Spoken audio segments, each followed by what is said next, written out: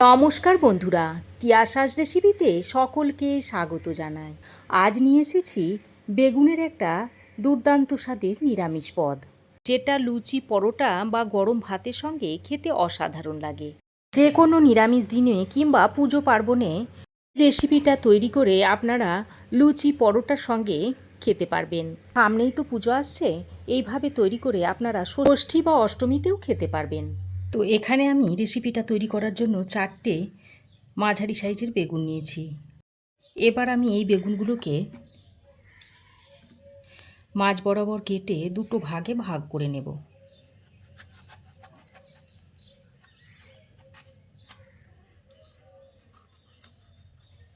কিভাবে কাটছি দেখুন, এই মোটার অংশটাকেও আমি এইভাবে মাঝ বরাবর চিড়ে নিচ্ছি।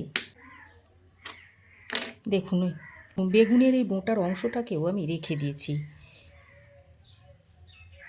এইভাবে সব বেগুনগুলোকে কেটে নিতে হবে। দেখুন, 4টে বেগুনই আমি কেটে নিয়েছি। এবার আমি এই কেটে নেওয়া বেগুনগুলোকে একটা প্লেটের মধ্যে তুলে নিচ্ছি। এই রেসিপিটাতে বেগুন কেটে নেওয়ার পর আর ধোয়া যাবে না, কাটার আগে বেগুনগুলোকে ধুয়ে নিতে হবে। এবার আমি এই কেটে নেওয়া বেগুনের মধ্যে দিয়ে দিচ্ছি অল্প পরিমাণে নুন, দিয়ে দিচ্ছি অল্প সামান্য পরিমাণে একটু চিনি। চিনি দিয়ে যদি বেগুনটাকে ম্যারিনেট করে নেওয়া হয়, তাহলে বেগুন ভাজার পর বেগুনের কালারটা খুব সুন্দর হয়। দিয়ে দিচ্ছি হলুদের গুঁড়ো আর সামান্য পরিমাণে একটু লঙ্কার গুঁড়ো দিয়ে দিচ্ছি।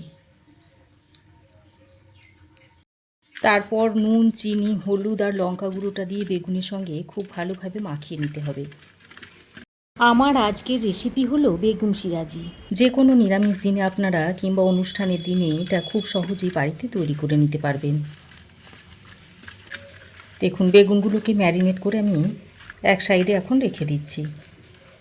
এবার আমি 1 চামচ মতো পোস্ত শিলে বেটে নিচ্ছি। এইভাবে শিলে পোস্ত বেটে নিয়ে যদি রান্নাতে দেওয়া হয়, তাহলে রান্নার স্বাদ কিন্তু অসাধারণ হয়। তবে আপনারা চাইলে মিক্সিতেও বেটে নিতে পারেন। তো দেখুন, পোস্তটা বাটা হয়ে গেছে। এবার আমি এটাকে একটা বাটির মধ্যে তুলে নিচ্ছি।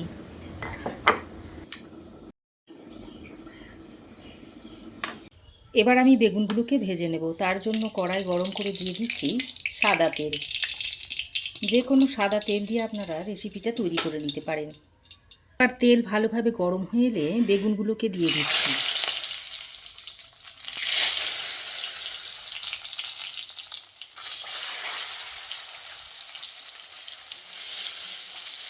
বেগুন ভাজার সময় সব সময় খোসার অংশটা তেলের দিকে দেবেন, তাহলে বেগুনে তেল কম টানবে।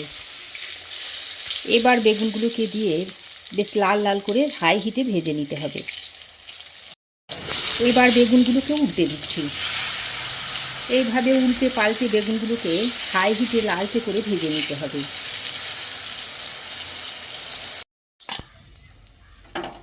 দেখুন, বেগুনগুলো লালচে করে ভেজে নিয়েছি। এবার বেগুনগুলোকে তুলে নিচ্ছি। একইভাবে বাকি বেগুনগুলোকেও ভেজে নিচ্ছি।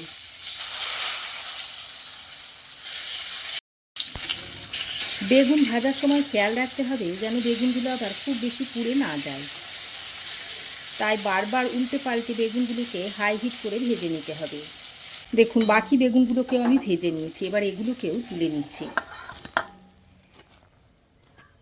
দেখুন, এরকম সুন্দর করে দেখুন, ঠিক এরকম লালচে করে বেগুনগুলোকে ভেজে নিতে হবে। বেগুন ভেজে তুলে নেওয়ার পর ওই তেলের মধ্যে দিয়ে দিচ্ছি 1/2 চামচ মতো কালো জিরে। কালো জিরেটাকে কয়েক সেকেন্ড ভেজে নিয়ে এবার এর মধ্যে একটা কুচনো টমেটো দিয়ে দিচ্ছি। এবার টমেটোটা দিয়ে তেলের সঙ্গে বেশ কিছুক্ষণ নেড়েচেড়ে ভেজে নিতে হবে।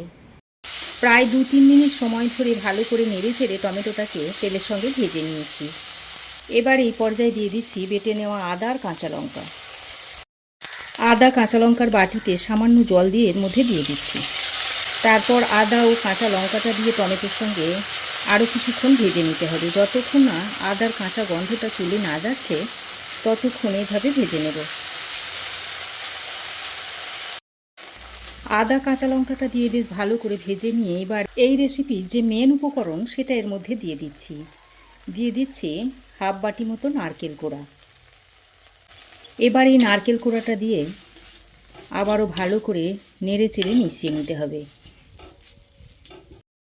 নারকেল কোড়াটা দিয়ে কিছুক্ষণ কষিয়ে নেওয়ার পর দেখুন নারকেল কোড়াটা দিয়ে খুব সুন্দরভাবে তেল ছাড়তে শুরু করেছে, তার মানে নারকেল কোড়াটা ভালোভাবে কষানো হয়ে গেছে। এবার আমি এর মধ্যে দিয়ে দিচ্ছি হাফ চামচ মতো জিরে গুঁড়ো, হাফ চামচ দিয়ে দিচ্ছি ধনে গুঁড়ো, আর সামান্য পরিমাণে দিয়ে দিচ্ছি ঝাল লঙ্কার গুঁড়ো। আমি কিন্তু কাশ্মীরি লঙ্কার গুঁড়ো দিচ্ছি না। এবার মশলাটা যাতে পুড়ে না যায় সেই জন্য অল্প একটু জল দিয়ে মশলাটাকে ভালো করে কষিয়ে নেব। বন্ধুরা, আমার এই আজকের নিরামিষ বেগুনের রেসিপি যদি আপনাদের ভালো লাগে তো অবশ্যই একটা লাইক দেবেন, আর চ্যানেলে যদি প্রথম এসে থাকেন তো চ্যানেলটাকে অবশ্যই সাবস্ক্রাইব করে দেবেন। দেখুন জল দিয়ে মশলাটাকে খুব ভালোভাবে কষিয়ে নিয়েছি। এবার আমি এর মধ্যে বেটে রাখা পোস্তটা দিয়ে দিচ্ছি। পোস্তর বাটিতে অল্প একটু জল নিয়ে এর মধ্যে দিয়ে দিচ্ছি। তারপর আরও কিছুক্ষণ ভালো করে মশলাটাকে কষিয়ে নিতে হবে। এই রান্নাতে আমি হলুদের ব্যবহার করব না, হলুদ ছাড়াই আমি রান্নাটা করে নিচ্ছি। এবার আমি এর মধ্যে দিয়ে দিচ্ছি স্বাদ মতো নুন। আগেও আমি বেগুন ভাজার সময় নুন দিয়েছিলাম, সেই বুঝে নুনটা দিয়ে দিতে হবে। আর স্বাদের ব্যালেন্সের জন্য অল্প একটু চিনি দিয়ে দিচ্ছি। নুন আর চিনিটা দিয়ে আবারও ভালো করে নেড়ে চেড়ে মিশিয়ে নিতে হবে। দেখুন মশলাটা খুব ভালোভাবে কষিয়ে নিয়েছি,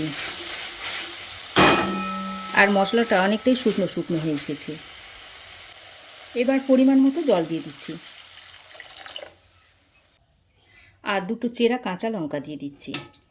তারপর মশলার সঙ্গে ভালো করে নেড়ে চেড়ে মিশিয়ে নিচ্ছি। তারপর যখন ঝোলটা ফুটে উঠবে সেই সময় বেগুন ভাজাগুলো দিয়ে দিতে হবে। দেখুন ঝোল খুব ভালোভাবে ফুটে উঠেছে। এবার একবার নাড়াচাড়া করে নিয়ে এই ভেজে রাখা বেগুনগুলো একে একে দিয়ে দিচ্ছি। বন্ধুরা, সামনেই তো দুর্গাপুজো এসে গেল, তো অনেকেই ওই সময় নিরামিষ রেসিপি খেয়ে থাকেন, বিশেষ করে ষষ্ঠী বা অষ্টমীর দিনগুলিতে। তো এইভাবে বেগুনের রেসিপিটা তৈরি করে আপনারা লুচি পরোটার সঙ্গে অনায়াসেই খেতে পারবেন। বেগুনগুলো দিয়ে হালকা হাতে নেড়ে চেড়ে মিশিয়ে নিচ্ছি। ভালো করে নেড়ে চেড়ে মিশিয়ে নেওয়া হয়ে গেলে 1-2 মিনিট মতো ফুটিয়ে নিতে হবে।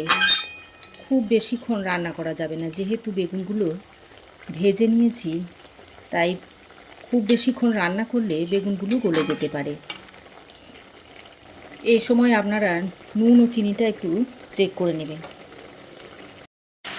তো দেখুন আরও 2 মিনিট মতো ঝোলের সঙ্গে বেগুনগুলো দিয়ে ভালো করে ফুটিয়ে নিয়েছি, আর এই বেগুন সিরাজিটা এখন পরিবেশন করার জন্য একেবারেই তৈরি হয়ে গেছে। এবার গ্যাসের ফ্লেম বন্ধ করে আপনাদের সার্ভ করে দেখাচ্ছি।